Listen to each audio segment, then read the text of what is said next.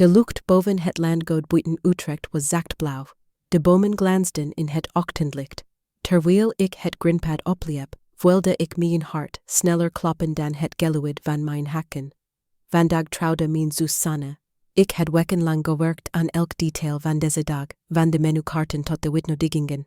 Alles was door mijn handen gegaan. Ik had mezelf verteld dat dit misschien het moment zou zijn waarop alles goed zou komen. Dat mijn moeder, Eva, me eindelijk als haar dokter zou zien, niet als het vreemde aanhangsel dat toevallig dezelfde achternaam droeg. Bij de ingang stond een vrouw met een tablet. Uw naam alstublieft? Vroeg ze met een beliefde glimlach. Jara van Dijk, zei ik en ik wilde hoe mijn eigen stem licht trilde. De zus van de bruid. Ze scrolde, haar wenkbrauwen trokken samen. Ik zie u niet tussen staan. Liep een koude rilling langs mijn rug. Dat kan niet kloppen, zei ik. Misschien onder familie? Ze schudde haar hoofd. Nee, sorry. Wilt u even wachten? Ik zag hoe ze iemand aan de overkant wenkte. En daar kwam ze. Mijn moeder in een lichtgrijze jurk. Perfect gestyled zoals altijd. Haar glimlach was gericht op de gasten achter mij, niet op mij. Toen haar blik de mijne raakte, dufte die glimlach. Wat doe jij hier, Jara? Vroeg ze, haar toon was vlak berekend. Wat ik hier doe, mam, het is de bruiloft van Sanne. Ze haalde haar schouders op, alsof ik een kind was dat iets doms had gezegd. We hebben dit al besproken. Sanne wil geen spanning vandaag.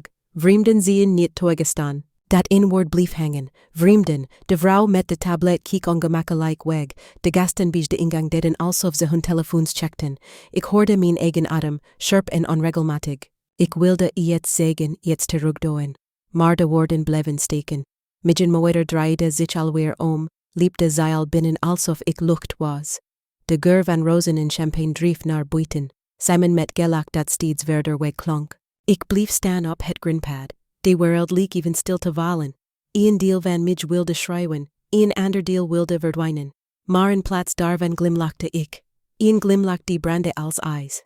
Prima, zei ik zacht terwijl ik naar de gesloten deur keek. Als vreemden niet welkom zien, dan lief ik vanaf nu als vreemde. Ik draaide me om, mijn hakken krakten over het grind. Achter me begon de muziek, een liefdeslied dat bedoeld was om harten te raken. Voor mij voelde het als een requiem, voor alles wat ooit familie had betekend. Op de parkeerplaats bleef ik even staan. De lucht rook naar lente en verloren dromen. Ik dacht aan de maanden die ik had besteed aan het ontwerpen van haar, uitnodigingen, aan de nachten dat ik mezelf wijsmaakte dat dit medenkans was om erbij te horen. En nu, uitgesloten op mijn eigen zus haar dag, wilde ik niets meer. Alleen lichte. Toch, ergens diep van binnen, gloeide iets. Geen verdriet, geen waarheid, eerder een vreemd soort helderheid. Misschien was dit nu het mijn familie geweest. Misschien was dit het moment waarop ik eindelijk zou stoppen met proberen. Ik keek nog een keer om, naar het landgoed waarachter mijn moeder en zus hun perfecte dag vierden. En toen dacht ik aan mijn vader, die enige die me ooit echt had gezien. Zijn stem leek door de stilte te fluisteren. Je hoeft je niet kleiner te maken om geliefd te zien. Ik ademde diep in, liet de lucht mijn longen vullen en stapte de weg op die naar de stad leidde. Wat ik toen nog niet wist, was dat deze vernedering niet het einde was. Het was het begin van mijn vrijheid. Ik groeide op in een rijtje Suisse aan de rand van Utrecht, tussen kleine tuinen waar de geur van regen en gras altijd bleef hangen. In ons huis was er een middelpunt, Sanne, mijn oudere zus. ZJ was de glimlach, de grap, het kind dat iedereen wilde omarmen. Mijn moeder, Eva, liefde voor haar stralende energie. Wanneer bezoek kwam, zei ze trots. Onze Sanne heeft weer een prijs gewonnen. Daarna volgde stevast een korte stilte en dan, bijna achteloos. Jara houdt meer van rust. Dat ene zinnetje, uitgesproken met een glimlach, maakte me onzichtbaar. Mijn vader Willem was de enige die dat doorzag. Hij had een kalme stem en ruwe handen van zijn werk als architect. S'avonds, als het huis stil werd, zette hij een pot die een halde papier tevoorschijn. Kom, zei hij, laten we iets moois maken. Hij leerde me schaduwen tekenen, niet met potlood alleen, maar met geweld. Jij kijkt niet alleen, jij ziet, zei hij. Die woorden droeg ik als een geheim medaillon in mijn hart. Tot de dag dat hij plotseling stierf aan een hartaanval. Ik was 15, Sanne 17. Zijn dood scheurde het huis in tweeën. Mijn moeder huilde luid, maar nu het met mij. Ze klampte zich vast aan Sanne alsof ze bang was opnieuw iets te verliezen. Hun verdriet voelde de kamers, maar ik hoorde niet bij. Wanneer ik probeerde iets te zeggen, reageerde ze kort, iedereen rout op zijn eigen manier. Toch voelde het alsof mijn manier stil naar binnen gekeerd, niet mocht bestaan. Nadat het woord stilte mijn child. Ik tekende dagenlang, voelde schetsboeken met gezichten die niet zeiden en ogen die alles vertelden. Schoolword mijn toevlucht, kunstlessen, wedstrijden, kleine successen. Het waren de enige momenten waarop ik me leven voelde. Mijn moeder keek naar mijn prison, maar haar blik bleef koel. Sanne brengt mensen samen, zei ze ooit. Jij brengt stilte. Diesen kurfde zich in mijn geheugen. Toen ik mijn diploma haalde met lof in een Bierskrieg voor de Design Academy in Eindhoven, feliciteerde ze me met een beliefde knik. Goed gedaan, zei ze, maar het is wel verweg. Toch wilde die afstand als bevrijding. In Eindhoven kon ik ademen. Daar leerde ik dat mijn manier van zien stil, observeren geen voet was, maar een kracht. Ik van vrienden die mijn rust niet ongemakkelijk vonden, en ik ontdekte wat waardigheid betekende, jezelf niet hoeven bewijzen. Toch bleef Utrecht me achtervolgen. Elke keer dat ik voor een verjaardag terugkeerde, glied ik onbewust weer in mijn oude rol. Sanne prate, mijn moeder lachte en ik glimlachte beliefd. Niemand vroeg naar mijn werk of mijn leven in Rotterdam, alsof mijn groei buiten hun wereld viel.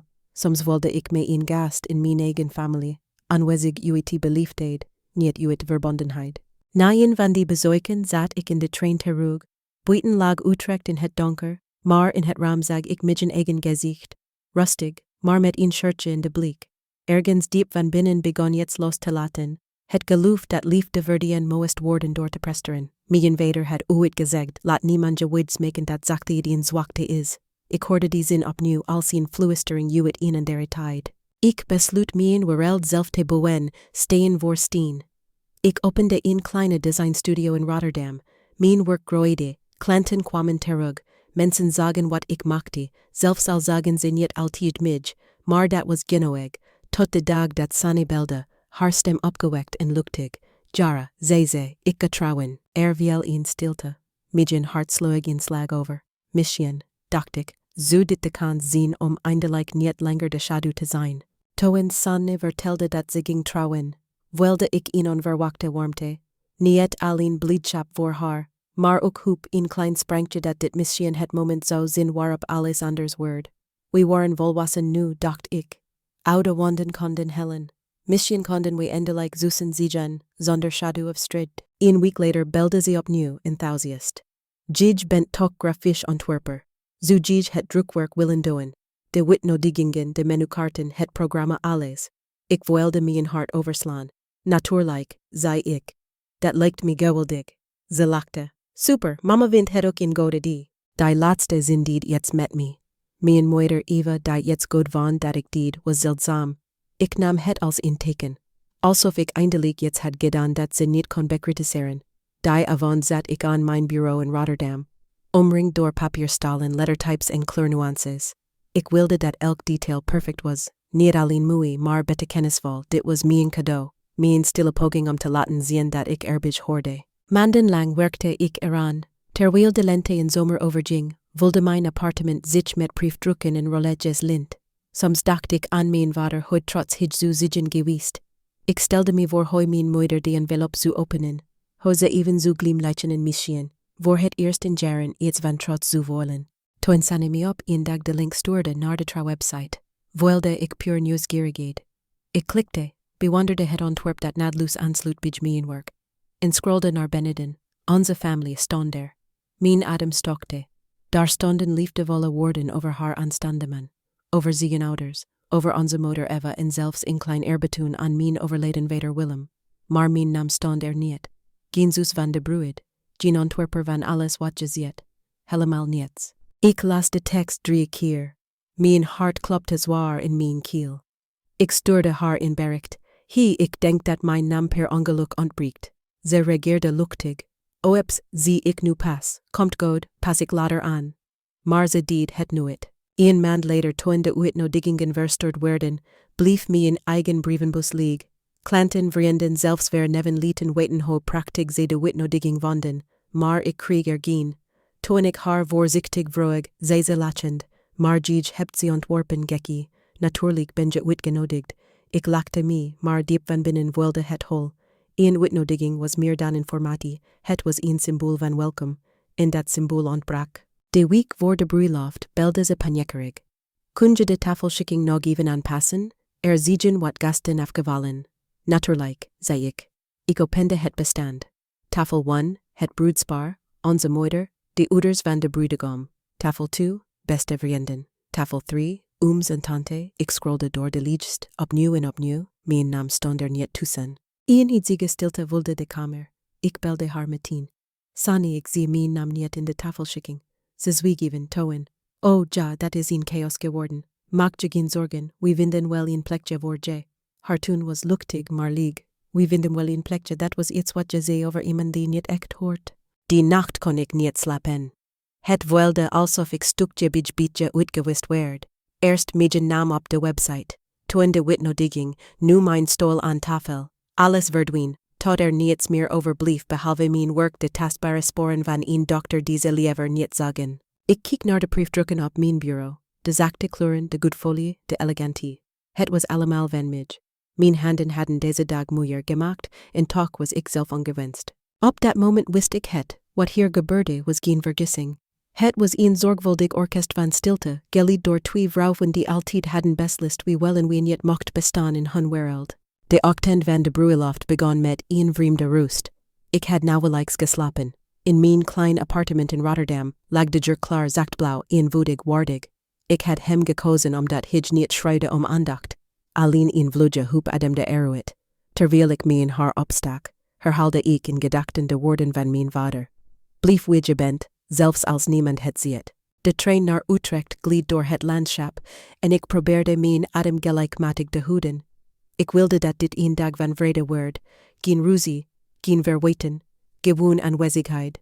Toen ik aankwam bij het hotel waar Sanne zich klaarmaakte, voelde ik de spanning al in de lucht hangen. Parfum, gelak, flitsen van cameras. De suite was volume vriendinnen in zijden jurken. Ik bleef dicht bij de muur, glimlachend, alsof ik erbij hoorde. Mijn moeder zat op de rand van het bed, een glas prosecco in haar hand. Ze keek me even aan en draaide haar hoofd weer weg.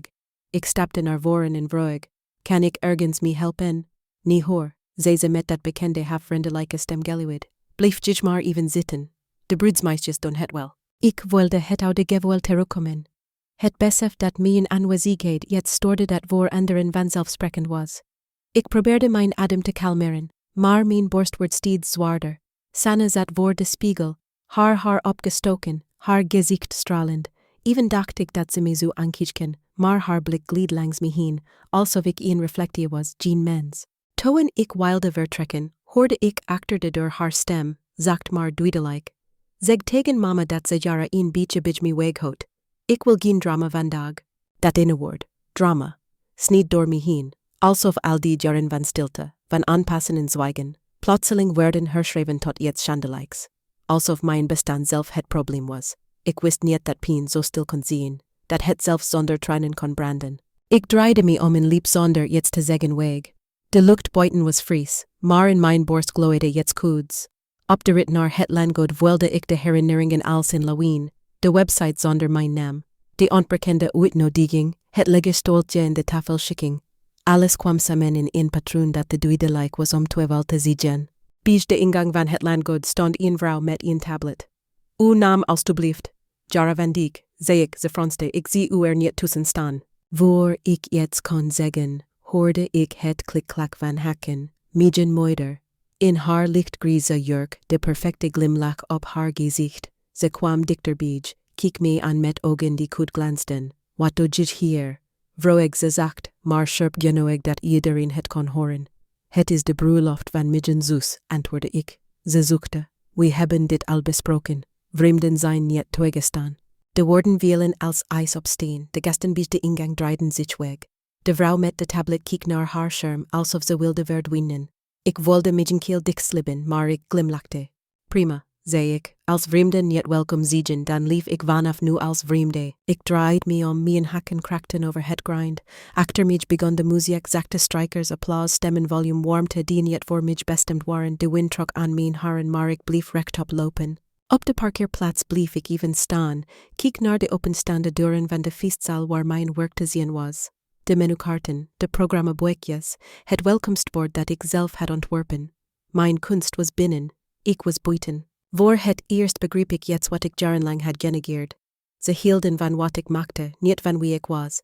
En op dat besef, pigeonleek maar zuiver, bouwde zich jetzt nieuws, geen verdriet, maar helderheid. Ik stond nog steeds aan de rand van het grinpad toen ik haar stem weer hoorde. De toon van iemand die gewend is dat de wereld luistert. Laat haar maar gaan. Zij midden moeder tegen de ceremoniemeester. Ze hoort hier niet. Jetzt in midgebrak, maar wat daarna overblief, was geen verdriet meer. Het was jetzt kouder, scherper, helder als glas. Ik draaide me langzaam om. De windstreek langs mijn gezicht drugde de tranen die nooit waren gevallen. Ik liep terug naar de ingang, vastbesloten, mijn hoofd hoog. De vrouw met de tablet keek me aan, onzeker. Mijn moeder fronste. Wat is dit nu weer? Siste ze, haar glimlach nog steeds bevroren op haar gezicht. Ik bleef staan, precies op de grens tussen binnen en buiten. Je had gelijk, Eva, zei ik. Mijn stem trilde niet. Ik hoor hier niet, maar ik wil dat iedereen weet waarom. De gesprekken rond ons sterven weg. Gasten draaiden zich om. Ik voelde tientallen ogen op me gericht. Maar voor het eerst in mijn leven voelde ik geen schaamte. Alleen waarheid. Sanne verscheen in de deuropening. Haar jurk glanzend in het licht, haar ogen volume ongemak. Ik ben niet uitgenodigd, zei ik. Niet op de lijst, niet in het programma, niet aan tafel. Maar ik ben wel degene die deze dag heeft vormgegeven. Alles wat jullie hier zien, de menukaarten, de uitnodigingen, het logo op het welkomstbord, komt uit mijn handen. Mijn moeder probeerde iets te zeggen, maar ik hief mijn hand. Je zei dat vreemden niet welkom zijn. Dat klopt, want voor jou ben ik nooit meer geweest dan dat. Niet een dokter, maar een project dat mislukt is. Een zachte zucht ging door de groep. Iemand liet zich een glas zakken. Ik keek naar San, die naar de grond staarde. En Jij, zei ik, je noemde mij drama. Weet je wat echt drama is? Een familie die iemand breekt en het applaus verwacht omdat ze niet schreeuwt. De stilte was scherp genoeg om door te snijden. Mijn moeders gezicht verstarde, haar kaken gespannen. Jara, dit is niet de plaats. Dit is precies de plaats, onderbrak ik haar. De plek waar jullie besloten dat ik niet bestond. Vandaag geef ik mezelf tenminste een stem. Een paar gasten keken weg, en deren bleven ademloos staan. Ik wilde mijn hart bonzen, maar het was een zuivere kracht. Geen woede, geen paniek, alleen bevrediging. Ik stapte dichterbij, keek haar recht in de ogen. Vanaf nu hoef ik geen plek meer aan jullie tafel, zei ik. Ik boe mijn eigen. Sanne keek op, haar ogen glansden, maar ze zei niets. Ze wist dat het voorbij was. Niet de ruzie, maar de illusie dat we ooit een familie waren geweest. Ik draaide me om, mijn handen licht trillend, maar mijn rug recht. Terwijl ik wegliep, hoorde ik hoe iemand fluisterde. Dat was haar zus. En iemand anders, hoe kan zoiets gebeuren? Ik glimlachte. Niet uit triomf, maar uit helder inzicht. Soms moet je alles verlezen om te begrijpen dat je nooit iets had wat echt van je was. De lucht rook naar rozen en champagne. Achter me begonnen de klokken van het landgoed te luiden, alsof ze de ceremonie aankondigden. Voor hen begon een huwelijk, voor mij een scheiding, van alles wat me klein had gehouden. Toen ik bij mijn auto kwam, keek ik nog een keer naar het landgoed. Het licht viel door de ramen, warm en perfect, net als altijd. Ik dacht aan mijn vader. Je hoeft niet kleiner te worden om geliefd te zijn, had hij gezegd. Ik startte de motor en reed weg. De muziek uit de feestzaal vervaagde achter me. In de achteruitkijkspiegel zag ik niet langer mijn moeder of mijn zus, maar alleen mezelf. Iemand die eindelijk de grens had overgestoken van onzichtbaar naar vrij. De rit terug naar Rotterdam voelde oneindig. De snelweg lag als een griezeslang onder me, de lucht werd langzaam donker. In mijn hoofd herhaalde zich het tafereel bij de deur, de gezichten, de stilte, mijn eigen stem die vreemd kalm had geklonken. Toen ik eindelijk mijn appartement binnenstapte, was het alsof ik in een ander universum kwam. Alles was stil, te stil. De jurk hing nog aan de kapstok, een symbool van een dag die nooit van mij was geweest. Ik zette mijn tas neer, schopte mijn schoenen uit en liet mezelf op de bank vallen. Mijn hart bonkte niet meer. Het voelde leeg, uitgeput, alsof elke emotie eruit was geperst. De klok tikte, de koelkast zoemde en verder niets. Ik dacht dat ik zou huilen, maar er kwamen geen tranen. Het was niet verdriet wat ik voelde, maar een soort verdoofde helderheid, alsof ik eindelijk zag hoe diep de wond zat. Alles wat ik had geprobeerd om liefde te verdienen, om gezien te worden, was gebaut op een leugen. Liefde hoort niet verdient te worden. Ze hadden me geleerd dat stil ziegen, me aanpassen, de enige manier was om erbij te horen. En vandaag had ik eindelijk gezien wat dat werkelijk betekende, onzichtbaarheid. De dagen daarna verliepen in één was. Ik sliep nauwelijks. Mijn telefoon bleef stil, geen bericht van Sani, geen enkel teken van mijn moeder. Alleen een gemiste oproep van een onbekend nummer. Waarschijnlijk een nieuwsgierige gast die het drama had gezien. Ik verwijderde het zonder te luisteren. Als avond zette ik die dag ik niet dronk. Het kopje dampte langzaam, uit op tafel terwijl ik naar de stad keek door het raam. Rotterdam glinsterde als altijd, maar in mij was niets meer dat glansde. De stilte was niet alleen om me heen, ze zat in me, diep en zwaar. Na een week lag een stapel onafgewerkte opdrachten op mijn bureau. Klanten wachten, deadlines tikten door, maar ik kon het niet. De ontwerpen op mijn scherm leken betekenis loos. Elke legend, elke kleur verwijderde league. Kunst was ooit mijn redding geweest, maar nu was het een spiegel van alles wat ik had verloren. Op een regenachtige middag hoorde ik een klop op de deur. Toen ik opendeed, stond Sophie daar, mijn oudste vriendin. Ze droeg een boodschappentas en keek me onderzoekend aan. Je hebt me een week genegeerd, zei ze zacht. Ik had niets te zeggen. Dan zeg je niets, antwoordde ze. Ik bleef gewoon even. Ze zette haar tas neer, ruimde mijn aanrecht op, vulde de waterkoker en schonk die in. Zonder iets te vragen, ging ze naast me op de bank zitten. We zeiden minutenlang niets. Alleen het getik van de regen vulde de kamer. Na een tijd begon ik te praten langzaam shore. Over de bruiloft, de woorden van mijn moeder, het gezicht van Sanne. Sophie luisterde zonder onderbreken. Toen ik klaar was, legde ze haar hand op de mijne. Jara, zei ze, dit lijkt niet aan jou. Wat ze deden is read, en je hebt eindelijk gestopt met doen alsof het normaal is. Ik keek haar aan. Haar ogen waren vochtig, maar vastberaden. Read, fluisterde ik. Ja, zei ze, echt read. En je hebt het recht om verdrietig te zien, niet om je te schamen. Die woorden raakten iets in me dat lang gesloten was.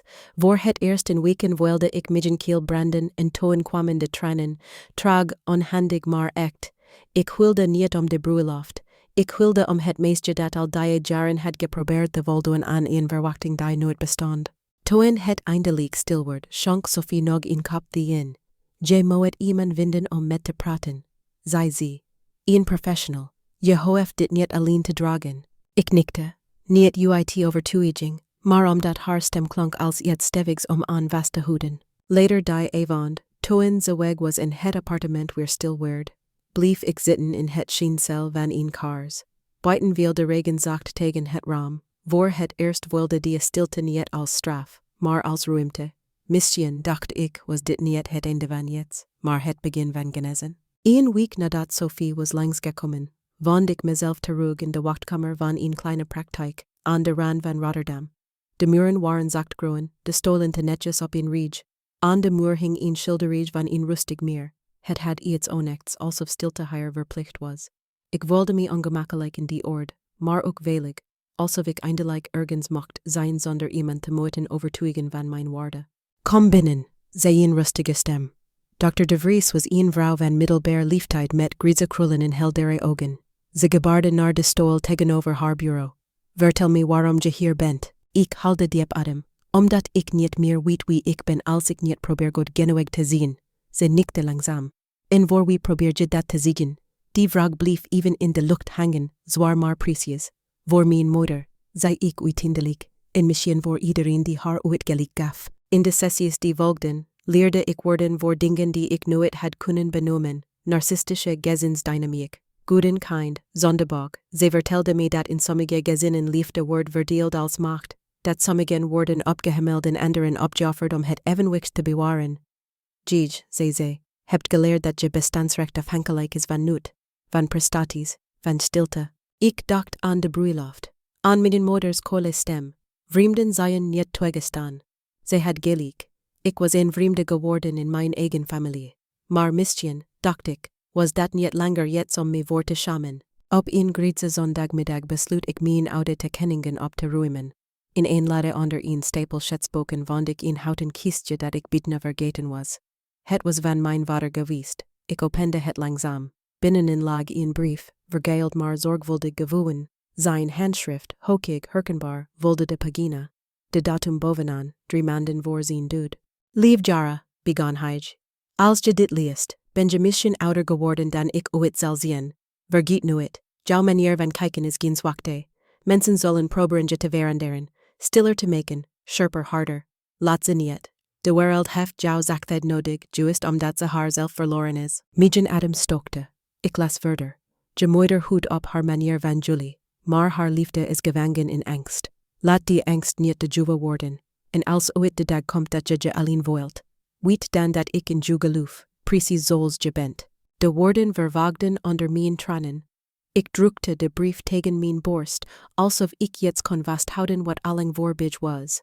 Het was alsof zijn stem door de kamer zwiefde, warm en rustig. Laat niemand je wijsmaken dat gevoeligheid in zwakte is. Die avond brandde ik in kaars op de vensterbank. Buiten kleurde de lucht donkerblauw. In de reflectie zag ik mezelf, niet meer het meisje dat wilde passen, maar een vrouw die begon te begrijpen dat ze nooit hoefde te buigen om geliefd te worden. Die volgende dag schreef ik een e-mail. Kort, beliefd, zakelijk, aan Eva van Dijk, Sanne van Dijk, onderwerp, rust.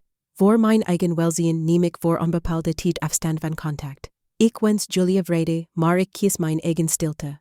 Toen ik op verzenden klikte, voelde ik geen triomf, geen raak, alleen opluchting. Alsof ik eindelijk de deur had gesloten die mijn hele leven op een keer had gestaan.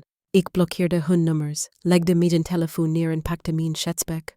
Op de eerste lege pagina schreef ik, vrijheid begint niet met schrijven, maar met zwijgen dat van jezelf is. 1 jaar ging voorbij. 1 jaar van stilte, therapie en langzaam weer leren ademen. Mijn dagen kregen opnieuw vorm, niet door verplichtingen, maar door keuzes. Ik werkte minder voor klanten en meer voor mezelf. Uit de chaos van mijn emoties groeide iets nieuws, een reeks schilderigen rauw en eerlijk volume die niet recht hoefden te zien. Elk dag was een fragment van wie ik was geweest, maar ook van wie ik werd. Toen een kleine galerie in Rotterdam midden werk wilde exposeren. Twijfelde ik. De oude Jara zou hebben gezocht naar goedkeuring. De nieuwe Jara wilde gewoon vertellen, zonder uitleg.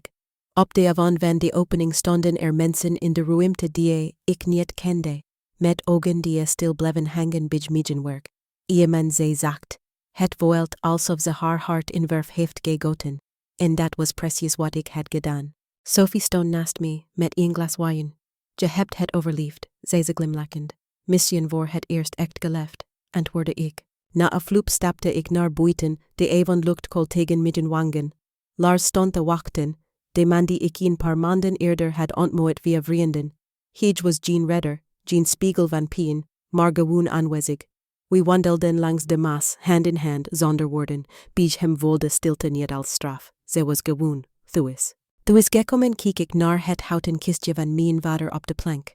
De brief lag erin, nu bedekt met een dun laagje stof. Ik glimlachte. Ik had hem niet meer nodig om te weten wie ik was, maar ik bewaarde hem uit liefde, niet uit gemis. Die avond zette ik muziek op, zacht jazz, en begon te tekenen aan iets nieuws. Geen verdriet, geen familie, geen verleden, alleen licht, lucht en ruimte. Toen mijn telefoon trilde, dacht ik eerst aan Lars, maar het was een bericht op social media, van Sanne. Ik weet niet of je dit leest, maar ik begreep nu pas wat je hebt gewild. Mijn huwelijk is niet wat ik dacht, het spit me. Ik las het bericht 3 keer, de oude reflex kwam terug, het verlangen om te antwoorden, te trusten, de kloof te dichten.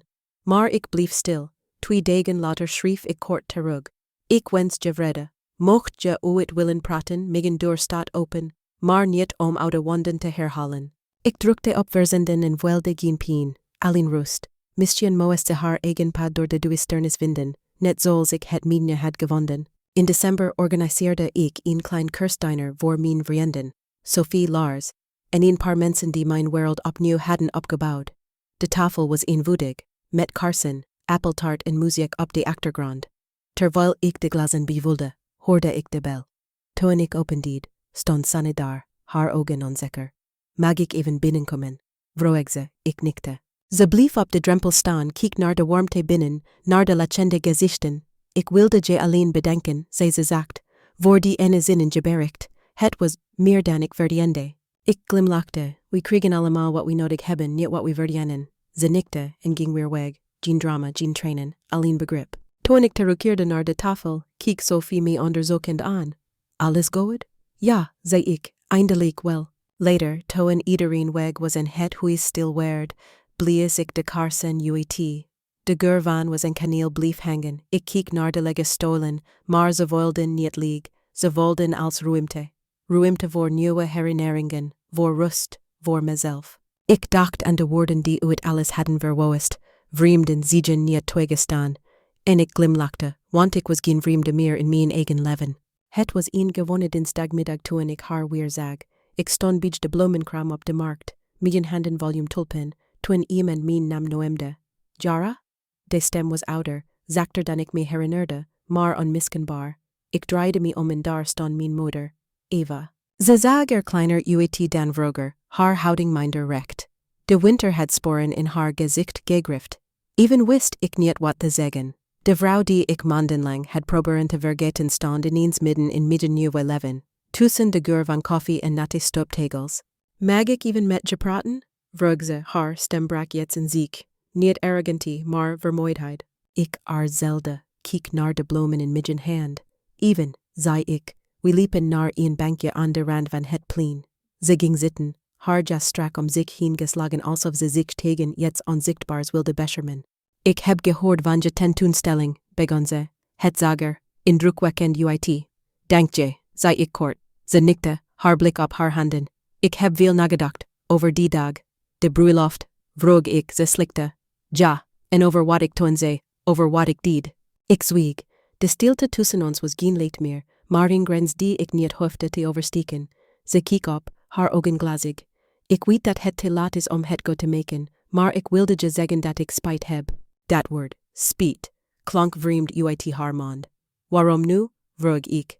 Omdat ik onlangs ziek ben geweest, zei ze. Niet ernstig, maar genoeg om me te laten nadenken over wat ik achterlaat. En het enige wat me bleef achtervolgen, was jij. Ik keek haar aan zo stil dat ik mijn eigen hartslag hoorde. Je hebt me altijd gezien als het probleem, zei ik zacht, als de storende toen en jelly perfecte melodie. Ze knikte langzaam. Dat weet ik, en ik weet ook dat ik je nooit echt heb leren kennen. Je leek op je vader. Misschien was dat waarom het me zo pigeon deed om naar je te kijken. De naam van mijn vader hing even tussen ons in. Het zo trots op je zien geweest, fluisterde ze. Ik wilde iets in mijn borst bewegen, geen vergeving, geen waarheid, maar een soort mededogen. Niet voor haar daden, maar voor haar onvermogen om lief te hebben.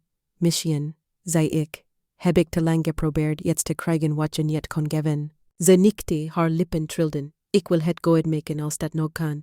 Ik glimlachte, klein maar oprecht. Er is niets meer om goed te maken. We hoeven niet terug. We kunnen alleen verder, ieder op onze eigen weg. Ze keek op, alsof ze die woorden niet had verwacht. Dus, dit is afscheid? Misschien is het eindelijk vrede, antwoordde ik. We zaten nog even in stilte. Toen stond ik op, legde de tulpen naast haar op het bankje. Voor jou, zei ik, niet als symbool.